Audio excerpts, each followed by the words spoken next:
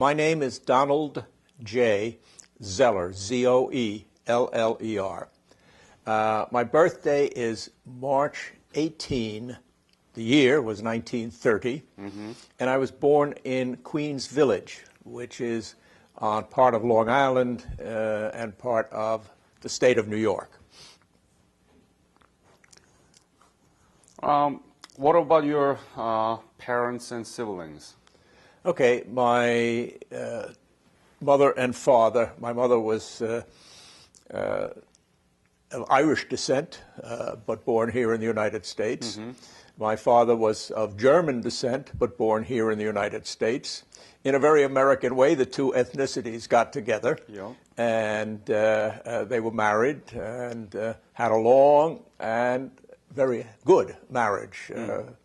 And I was the third of three children for 17 years. So that my mother had first a son, and then a daughter, and then I. And actually there was another son who passed away, but right at birth, so we never knew him. And then, as a great surprise, 17 years later, my mother had another son. So that's where, how things work out. I went to, should I go into grammar schooling? Sure, and that kind of, yes. I went to grammar school in Woodhaven, Queens. And that was, by the way, during the Depression. So it was in an era where nobody had much. But when you're a young boy, you don't notice so much that nobody has it, so long as your buddies don't have much either. But in that era, we all, from the time we were grammar school children, wanted to work. Sure, we wanted our schooling, but we also wanted jobs to earn some money, whatever it was. And so I got a job first as a shoe shine boy, and then I did delivering messages and a variety of other things as I went through school. I went to a Catholic grammar school in Woodhaven, Queens, named St. Thomas Apostle. I went to a Catholic high school. Actually, I started at a public high school, Brooklyn Technical Institute, because I thought I would be an engineer. 6 months into Brooklyn Tech, I decided, no, I'm going to become a Catholic priest, and so I switched to a Catholic school in Williamsburg, Brooklyn, named Most Holy Trinity. By the time I graduated from high school, I no longer expected that I would be a Catholic priest. Why not? I realized I didn't really have that vocation. I graduated from Most Holy Trinity. When was that? I graduated. That's a high school, right? Yes. It's a high school in Williamsburg, Brooklyn. When did you graduate high school? I graduated in 1947. Okay. And I got through high school in 3.5 years so that I wouldn't lose a half year waiting around. I was able to take a couple of courses and complete my high school education. I then went to Fordham College up in the Bronx, where I got a degree. I majored in English and got a Bachelor's of Art degree. When did you graduate? I graduated in 1951. Fordham, F-O-R-D-H-A-M.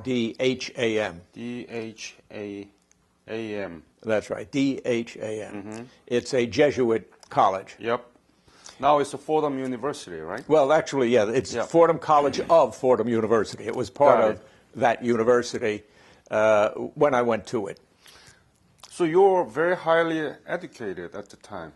Well, how did you afford that, even though there was a Great Depression? Well, my father did very well. Oh. He was a fascinating story because he was the son of immigrant parents, raised in a neighborhood where everyone spoke German. That's the way Brooklyn was at a certain time. Did not have a high school education. Became a senior partner of a multi-office brokerage firm and had himself a very, very good career. Through being very, very bright, having a, there are some people, I wish I had this, but there are some people who have a charisma. When they walk into a room, people noticed them, turned to them. Yep. My father had that. Oh. Plus good intellect and a real working ability, and built himself up to a very, very, very nice level in life. So even though it was depression, and I got to remember that colleges did not charge a fraction of what they charge today. They were not enormously expensive, so it was no great problem to pay to put me through college. After college, when I was in college, knowing that we had just completed the second, about 2 years before I started college, war to end all wars in the 20th century, there would not be a war involving the United States in my lifetime. And therefore, I decided it would be sort of interesting to join the ROTC. Mm-hmm. And it was on that basis, expecting never, ever to serve in active duty, that I joined the ROTC. When I was in summer camp at Fort Meade, Maryland, between your junior and senior year, ROTC people have to go to someplace, an Army post, and get special training. And I went to Fort Meade, Maryland, got that special training, and partway through I learned, oh my gosh, there's a war. No, it wasn't called a war back then. It was conflict. Called a, what do you call it? Police action. Police action, right. And in any event, by the time I got out of college, on graduation, I was commissioned as a second lieutenant in the United States Army. When did you graduate? 1951. 1951. Second lieutenant. Second lieutenant in the U.S. Army. Mm-hmm. I was sent down to Fort Bliss, Texas, for special training for anti-aircraft artillery. That was supposed to be my specialty. After that training, I was sent to several posts in America, and then got orders to head out west to California and to await further orders. Got out to California. I got further orders telling me get onto an airplane. First went up to British Columbia, where we got onto an airplane that took us to first Alaska to refuel. Nothing more than a refueling stop. Then to the Aleutian Islands for an overnight. Mm-hmm. And then these were propeller-driven planes, so it was a long hike then airborne from there to Japan. I landed in Japan. Do you remember when did you leave for Alaska? When did I start on that trip? Yeah. It was either late February or early March of 1951. 51. Yeah.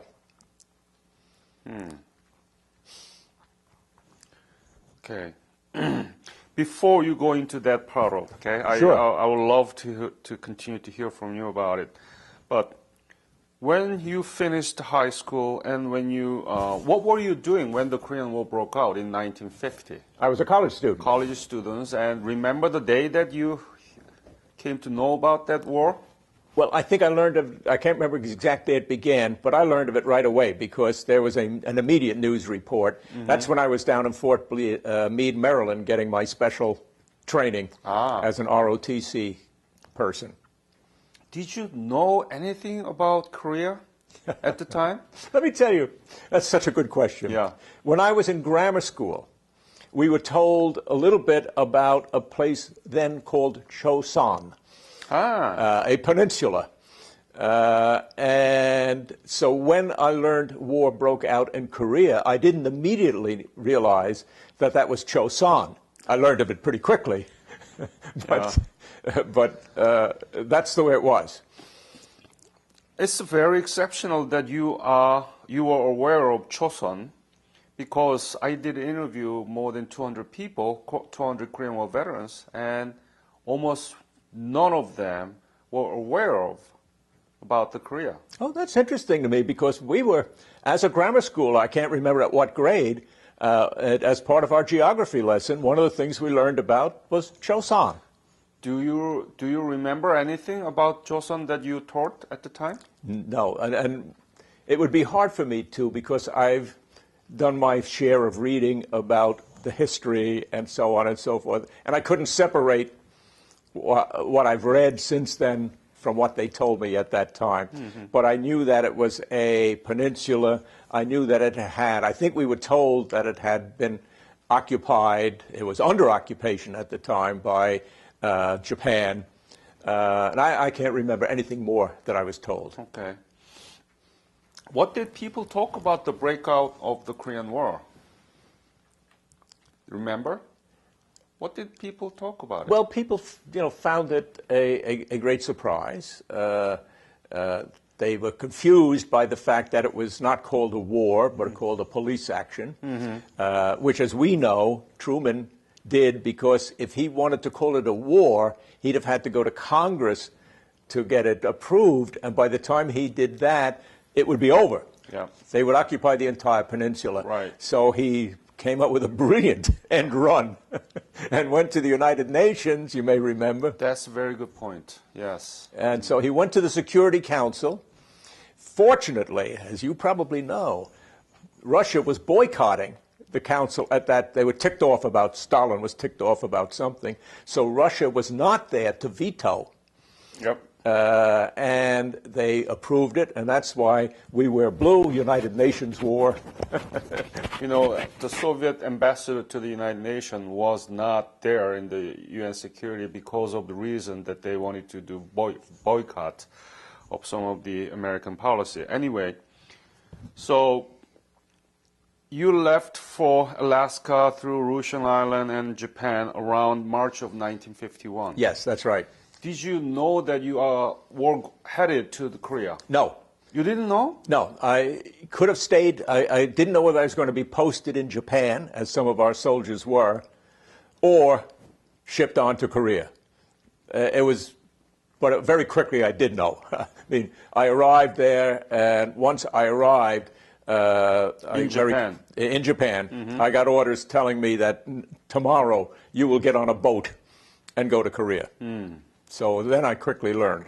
Were you not afraid that being dragged into the Korean War and the country that you really not knew about it and might be killed? To be honest with you, I didn't think of that aspect of it at that time. Okay, that's sort of weird, I know, but I didn't. I don't have much capacity for worry. I deal with things when they come up. I don't have much capacity to look ahead for worries. You were 21-year-old. Yeah, that's right. Still and young. You know something. Intellectually, when you're in your early 20s, you know you can die. Emotionally, you don't think you can. Right. It may be the guy next to you, maybe that fellow, not I. You are immortal, That's right? right. Somehow or other, it couldn't happen to me. That's what permits a man in his 20s to be able to do some of the things you have to do in a combat zone. If you really were torn apart by the fear, oh my God, I may be killed. I mean, I'm not going to tell you I never had that fear, but it didn't pervade my thinking. It was only under moments of real stress you say, ooh, this is nasty. How many were in that airplane to Japan? I don't recall. You don't? So, how many were there? You didn't know? You don't have. I don't recall. You don't recall? I do not recall. No. What about the rank of the soldiers that were in the same airplane as you were? Were they all lieutenant, first I don't or think second so. lieutenant? But even that, I don't have a specific recollection of. Okay. So, what unit did you belong to? I didn't. I was what they call pipelined. So you go as an individual. Oh. Which is, you have no idea where you're going to be, with whom you're going to be. You learn that after you arrive. And you don't belong to anybody? That's right. And I arrived at Incheon. They put me on the slowest moving train I've ever been on in my life, down to Daegu. Do you remember when did you arrive in Incheon? It was probably either the 19th or the 20th of March. And the reason I can remember that is my birthday was March 18, and I was on that boat during my birthday. All right. So what was the scene when you first landed in Incheon, or after that? What did you see in Korea? The scenes of Korea, people, and could you describe? No, nothing much. I will tell you this part. Yes, certain parts I can. I told you they put us on a train, taking us down from Incheon to Daegu, and we were soldiers, all being carried down there. Not part of the same unit at all. I don't know whether the others were part of a particular unit or what, but I was the pipeline guy. And I remember we saw a certain number of Korean people. I remember something appalling to me that happened. A Korean man came into the car that was full of American troops. I think he was a sergeant, yelled at him to get the hell out of there. We don't want any gooks in here. And when I figure we're in their country and we could talk, one of us could speak to them that way, it's just, oh, God. Yeah. So in any event, we went down to Daegu. We were able to get cleaned up. And then they put us back, at least they put me back. They gave me new orders, put me back on that same slow-moving train back up north to Chuncheon. And I got to Chuncheon, and it's still city. You can see that had lights. And I, again, didn't know where I'd wind up. Would I stay here in Chuncheon? No. They got me onto a truck. I kept going north. Next thing you know, no lights. You're in a blackout zone. Oh. That's because you're right near what they call the MLR, the main line of resistance. Yep. They then get me finally from that truck onto a Jeep, and the Jeep takes me to a place where I am now going to meet the battery commander. I can't remember, was it the battery or the battalion? I think it was the battery commander of one of the batteries of the 140th Anti-Aircraft Division. 140th Anti-Aircraft. Right.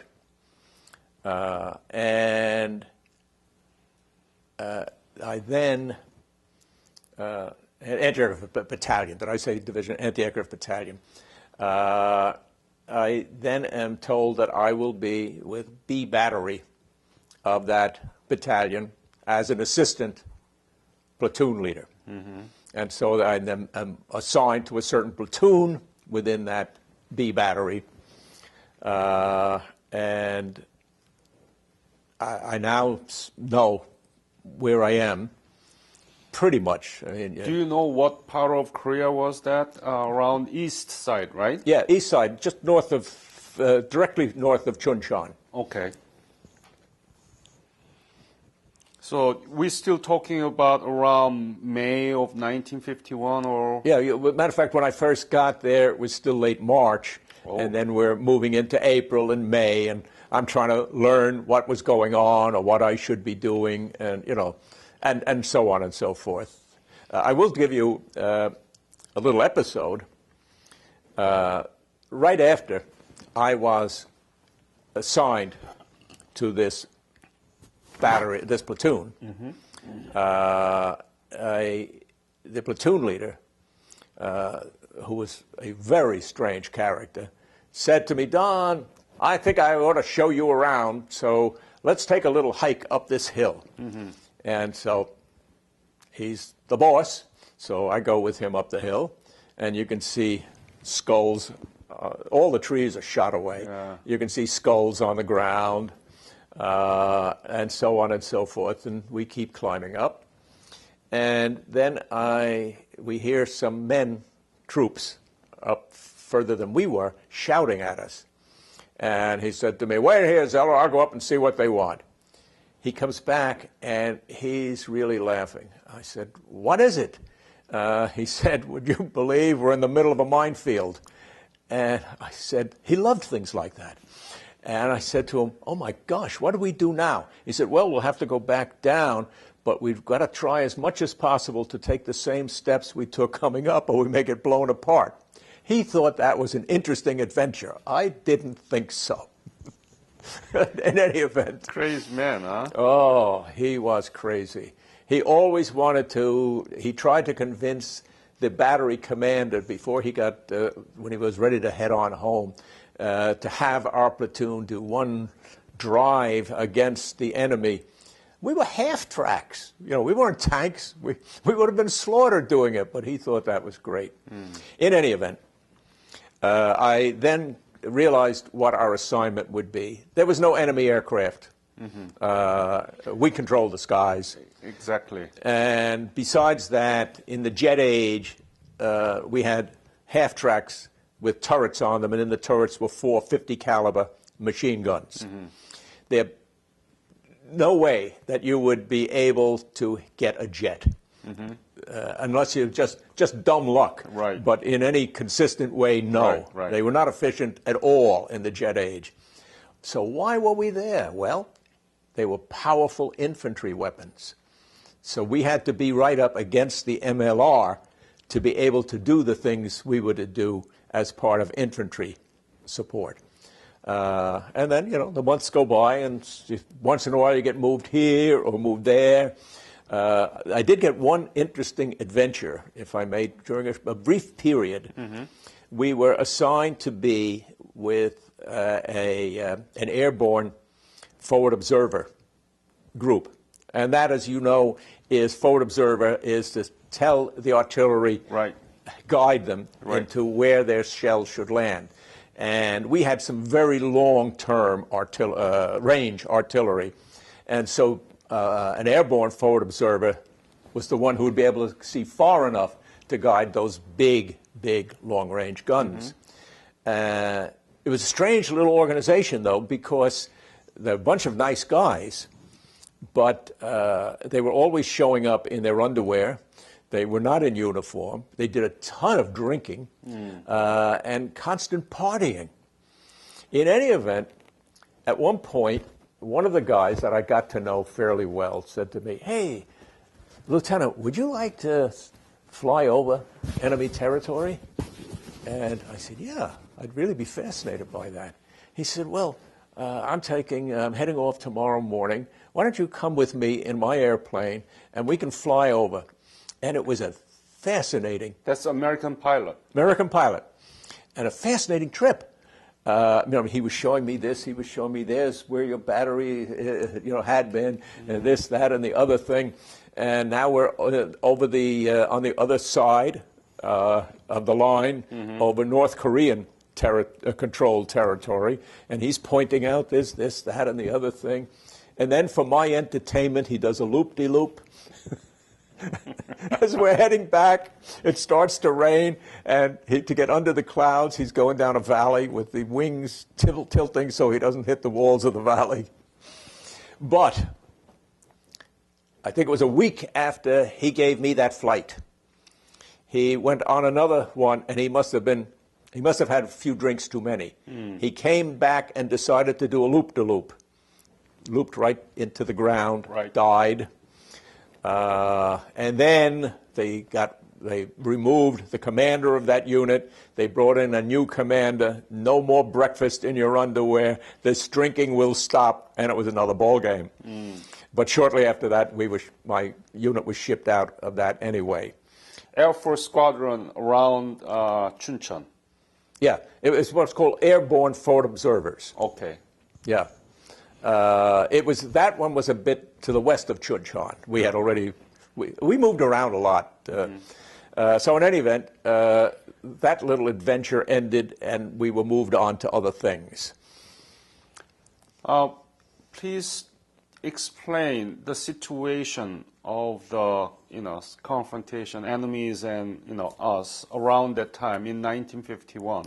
Okay. For the audience, what was being like in the MLR? Okay, where we would be most of the time was right up at the edge of the MLR, so that we were here at a sort of a crest, and it sloped down into a valley. Yeah. The valley was no man's land. Matter of fact, it had railroad tracks and some trains down there that were never moved because they got caught into the war. And then there was an uprise at the other side of the valley, and that was enemy territory. For reasons that I never knew, one squadron of my battery was stationed in the middle of the no man's land. It was called an outpost line. Why they wanted us there, I don't know, but it would mean that they were always vulnerable to enemy fire. Right. And we would, of course, have to carry their food out to them daily so that they could have things to eat and check up on them to see if they're all right. And I do remember one adventure I had over that. We had checked them out, and we were just getting ready to leave. And I had with me two of my commo men because some of our wires had been cut. That would happen a lot. Either sometimes the enemy would cut them, sometimes tanks would go over them, and sometimes even friendly troops would cut in so that they saved themselves some time by cheating on your wire. In any event, my commo guys are working on it and it's a nice day, and I'm sitting in the Jeep, and I see the soil right by the Jeep go like that. And I thought so slowly about it, and then I realized, you know what? A sniper has just missed my head by about 8 inches. And I called the guys. I said, guys, we're heading out of here. Now, only when I got back and was sitting on my cot did I realize that I began to perspire and say, you know, this could have had a bad ending. Yeah. Now, so that's the kind of thing. Now, to be reasonably safe, the thing you had to do, a tent was not safe. An artillery round hits a tent, you're bye-bye, baby. So what we would do is build what they call a bunker. And we didn't have any engineers to do this for us. I would have to have my platoon dig out the hole. Then we would go to a forest and cut down the trees. We would build a framework. Yep. It was, down about 8 feet or so. Put a whole lot of the beams across the roof, and then layers of sandbags on top of that, and then piles of dirt on top of that. Yep. And that had 3 very, very valuable matters of importance. One, it was warmer in the winter. Yep. Cooler in the summer, at least once the walls thawed out, but warmer in the winter, cooler in the summer, and very importantly, it could withstand, it was designed to withstand incoming artillery. Yeah. And I knew it could, because one day I was in there, and only one other soldier was there with me when an incoming round landed on the roof. And it did hold up. Yeah. And if that had been a tent, I wouldn't be here talking to you. So things like that would come up. But on the whole, it was a relatively static war. Occasional raids across the line, shooting. You would hear endlessly outgoing artillery. It would zhoo, zhoo, zhoo. And we had something called variable time fuses. Variable time fuses work as the artillery shell gets roughly 20 feet from the ground. It explodes. And when it explodes, shrapnel comes flying in all, down toward the ground. And as you know, shrapnel is shards of metal that can tear you apart when it hits you. Right. It was a powerful anti-infantry weapon. Fortunately, the enemy didn't have that. But an interesting thing about variable time fuses was every so often, because you could hear the shells going overhead, right. Every so often some moisture or something would build up in front of one and it would explode. And I'd be walking along, or other guys, and bingo. And You were in the air? It was in the air. And it would set off maybe one or two others, and boom, boom, boom. I never knew any of our troops to get injured by it. And I don't know why. I don't know where that shrapnel went or why it didn't get any of our troops, but that's the way it was. So in any event, I spent time on that kind of warfare, and every so often getting moved from here to there. Who was the main enemy in that front line? Chinese or the North Koreans? It was a mix. Some Chinese, some North Koreans. Were you able to see them? Most times, no, but once in a while, yes. And then there was, things took a different turn. The negotiations for the armistice got underway.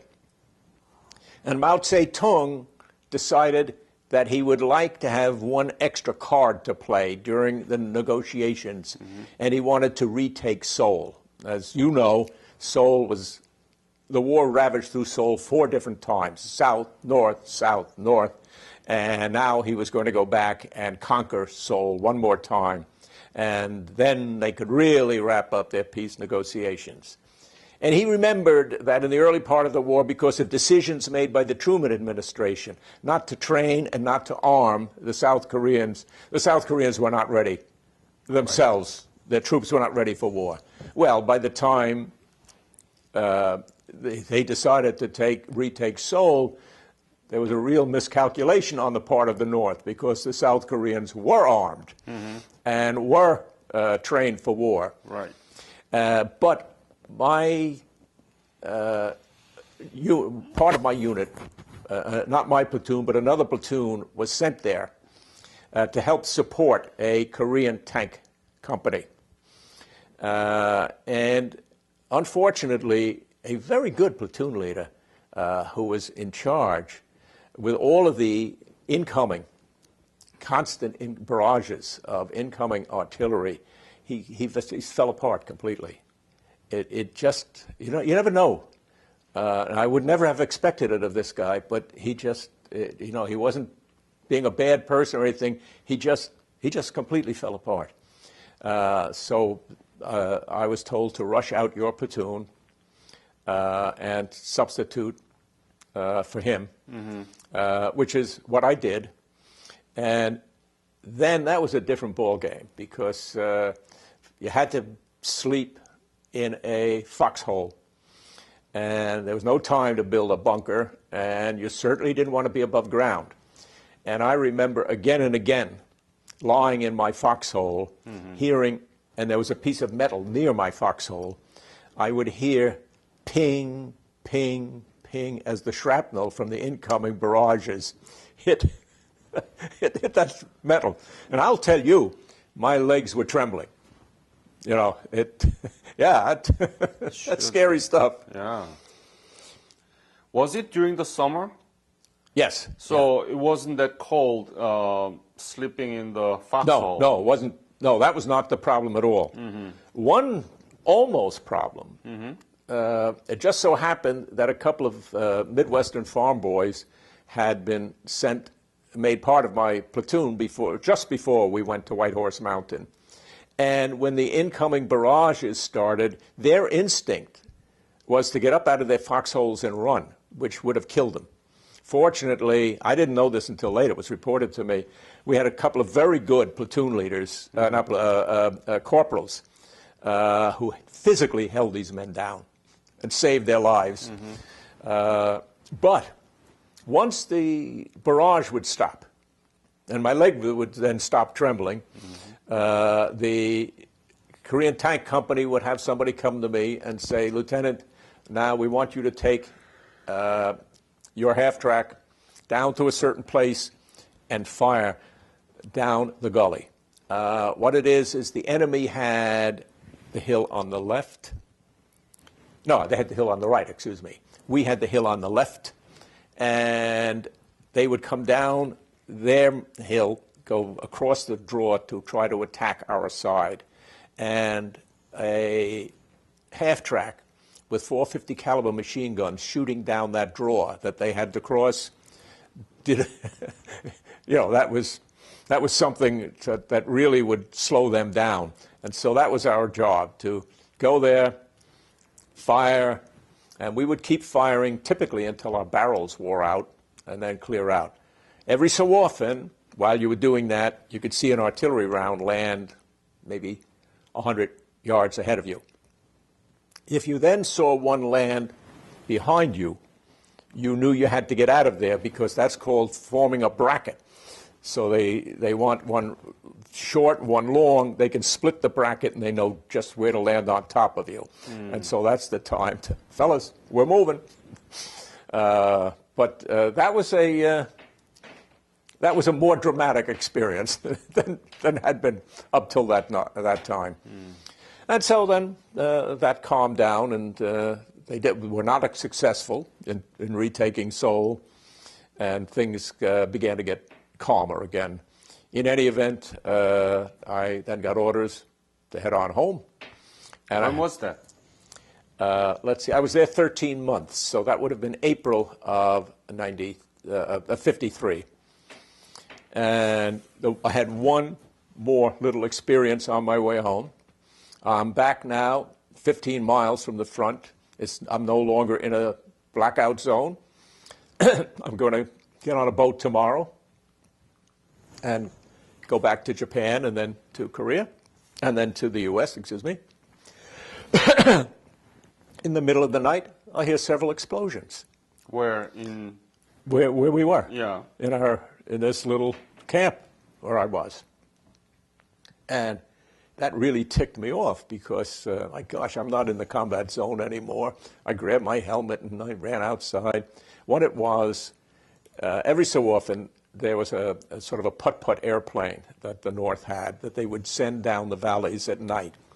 And he could fly under the radar and drop mortar rounds. Yeah. And hope to hit and kill somebody if he could. He didn't actually kill anybody that night. But that was one last adventure. I mean, you must be scared because you were about to leave, right? It really annoyed me almost more than scared me. It was like, wow, heaven's sakes, I'm not up there anymore. But then I got very lucky. We spent 5 days in Sasebo. But before you're talking about the Japan, what did you think that you were doing there? You were in the completely strange country. Enemies are never been known to you, the North Koreans and Chinese. Right. Had you thought about that? In what respect? In just, what am I doing here? No, not much. No, I really didn't, to be honest with you. I understood why Truman did that. In my view, it was a just war. Mm-hmm. It was something we ought to do. And no, I didn't have that feeling at all. Mm-hmm. Did you know about communism? Oh, sure. It was impossible not to know about communism. Mm-hmm. I knew a lot about it, yes. Mm-hmm.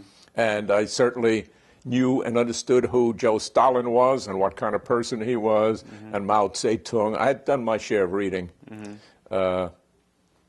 So all of that, yes. Can I give you one little anecdote? Sure, absolutely. Go ahead. While I was in the combat zone in South Korea, I read All's Quiet on the Western Front. That was an account of German soldiers at the front in World War I. And their conversations, just when they had time to chat with each other, were so much like the conversations that my men had in Korea, mm-hmm. So many years later when they were in the evenings, the same talk. I found that fascinating. Fascinating, yeah. Were there any real dangerous moment that you might have lost your life in yeah. Well, when the sniper just missed me. Right. If any one of those incoming artillery at White Horse Mountain had landed there. You know, there were various times when a little bit of luck kept me from not getting out of there. Did you write back to your family? Yes. How often did you? And I what don't did you remember, write? but pretty frequently. Yeah. I didn't tell them any details. As a matter of fact, at one point when I was at White Horse Mountain, a reporter, I don't know what got him up there, but wanted to speak to me and interview me. And I said, you can interview me about my feelings and experiences, but I don't want you to put my name in and I don't want my parents to know where I am. They don't need that worry. Wasn't it amazing to receive the letters from your parents while you are in fighting? Yeah, it was. And it was a pleasure, I must say. Do you still keep those letters? I kept them, and somehow or other, with various moves, I don't know where they went. So, no. Let me ask this funny question. How much were you paid at the time as a second lieutenant, right? I wish I could remember those numbers. I do not. But when you talk about how much were you paid, if incoming artillery hit you more than a certain, landed in your area more than certain times in the month, then you got special combat pay on top of your income. Believe it or not, if we were at the point where one more incoming shell, yeah, we wanted it. And I do know another anecdote. Young and restless. Oh, God. When I first got there, when I was pretty early in my tenure, an incoming round, thank God it didn't land on where we were, but it landed on a trailer, one of those half-ton trailers that we had next to our sleeping quarters, and just destroyed everything in it. And I figured, this is bad news. I'm going to tell the battery commander this. And I went to see him, and I said, I've got some bad news for you. And when I told him what had happened, he said, oh, Don, that's good news. I say, why is that good news, Captain?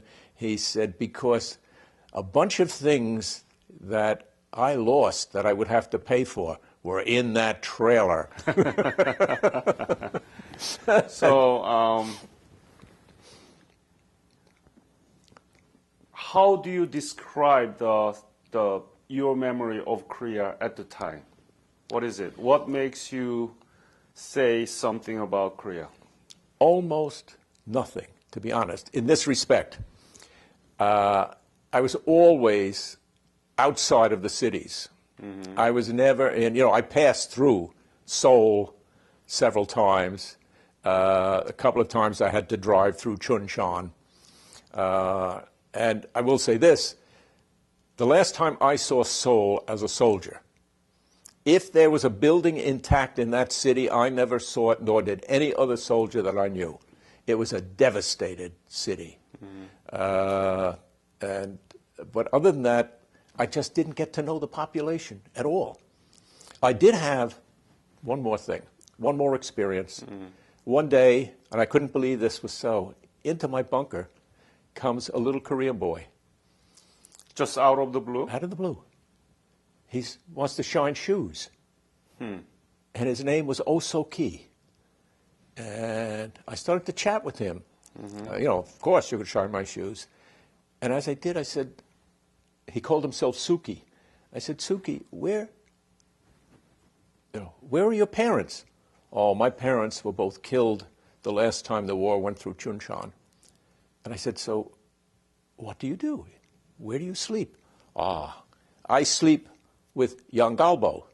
Now, a Yang Galbo was a lady of the evening, comes from a Yank. Yeah. And except when the Yang Galbo has a customer, and then I have to sleep in the street. And I said to him, Suki, would you like to stay here with us? Oh, yes, Lieutenant, I would. So So he spoke English? Yeah, he could speak English very well. Really? Yeah. How old was he? I believe he was about 10 years old. And he was a great kid. I gave him a place to sleep. And in the beginning, when he first got there, he would spend, if I wasn't busy doing something, if I could be in the bunker, Yeah. he would stand and just hold my hand. He just wanted to be near somebody. I tried to get permission to take him home. I was denied permission. I could understand that. I was a single person and so forth. And I brought him to an orphanage in Incheon. Had a chance to go down and visit him before I came home. Oh, so you were able to see him again? Yeah, I was. He was a great kid. In any event, another little things that happen in your life. So you left around April of 1953 to Japan, and then stopped by at Sasebo, and then what happened to you? They put me on a boat, and the slow trip home. It was a fast trip there, a slow trip home. So did you write back to your family that you are headed? Oh, yes, yeah. I always kept them posted on what was happening and where and why. So what people say to you when you return to your home? Well, when I first landed, for example, I found again and again that people were very nice. They put me on after the boat, they put me on a slow train back east. And if I went to the club car, people would buy me a drink and say they appreciated what I did and so forth. So it was fine. I know I've heard some of the guys have had slightly different experiences, but mine was good. Okay. So after that, what did you do? Okay, now I had to figure out what I wanted to do with my life. And I decided I wanted to work in advertising. I got a job with the Young and Rubicam Advertising Agency. And then, because I also had some interest in the political scene on Long Island in Nassau County, and my nights were free, and I had the GI Bill, I said, you know, why don't I get a law degree? I had no intention of practicing law. I knew nothing about, knew no lawyers, knew nothing about the practice. But it was easy. Back then, it was so easy to get into a good law school. I went to Fordham Law School at night. It was not only paid for by the GI Bill, but they gave me more money than it cost me. And I was entitled to keep the difference. So I went to night law school at a profit. What a business. Oh, God. And about 5 months into night law school, I said, you know what? I know that advertising is not really the right career for me. I want to become a lawyer. I want to practice law. And now I really mean it. I left the advertising agency, got a job with a federal judge. After law school, I practiced law for a lot of years. Had a great old time. And that was it. So overall, what do you think about the impact of your service as a Korean War veteran upon your private life? What did... Honestly, I thought it was quite beneficial. How? Because of the GI Bill? Well, also because, now this is going to sound strange, but I think if you don't get wounded and you don't get killed, the experience of being with your fellow battlers in a combat zone, doing something that you think is of value and worth it, I'm glad I did it. Never again. Don't get me wrong. Yeah. But I am glad it happened and that I got to know it. And it also, I wound up, fortunately, because of contacts and so forth, I wound up mainly doing a lot of work with Japanese companies and spent a lot of time over there. And then I was able to make that lovely return trip to South Korea, which was mesmerizing because... When did you go back to Korea? 07. And was it Revisit Korea program? Was it Revisit Korea program? Yes, that's right. And tell me about it. What you saw there in 2007. I'll tell you one thing very quickly. Yeah.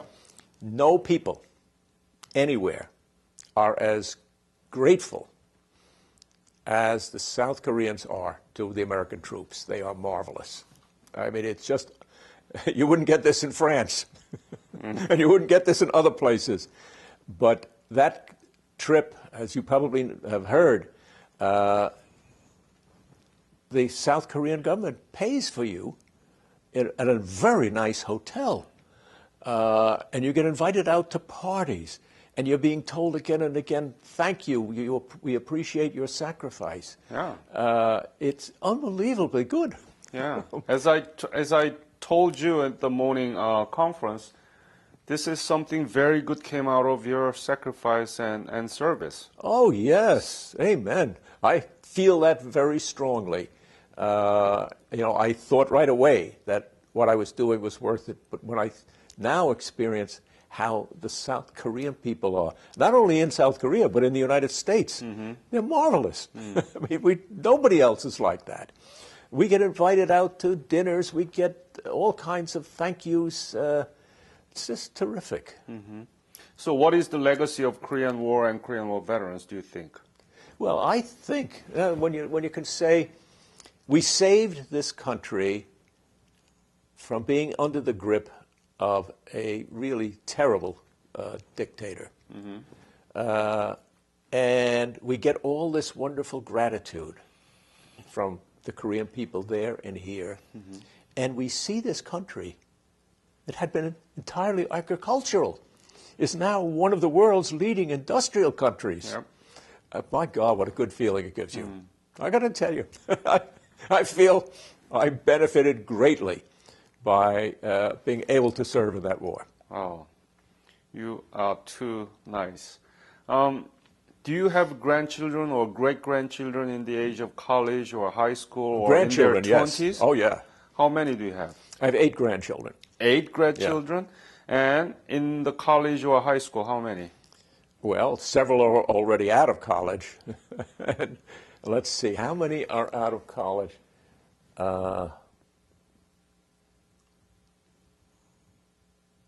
3 of them, I think, are out of college.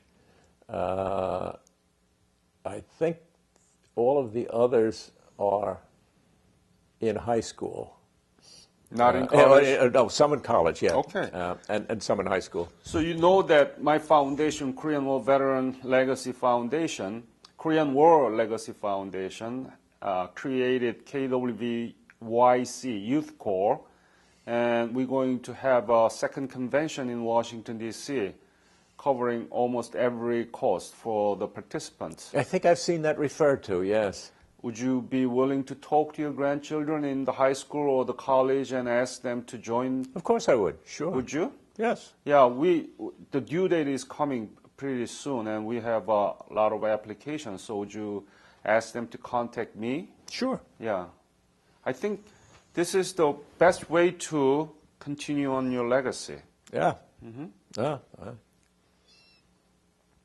Yeah, I'd be very happy to do that. Okay. Whether they can do it, I don't know, but I certainly will pass it on to them. Sure.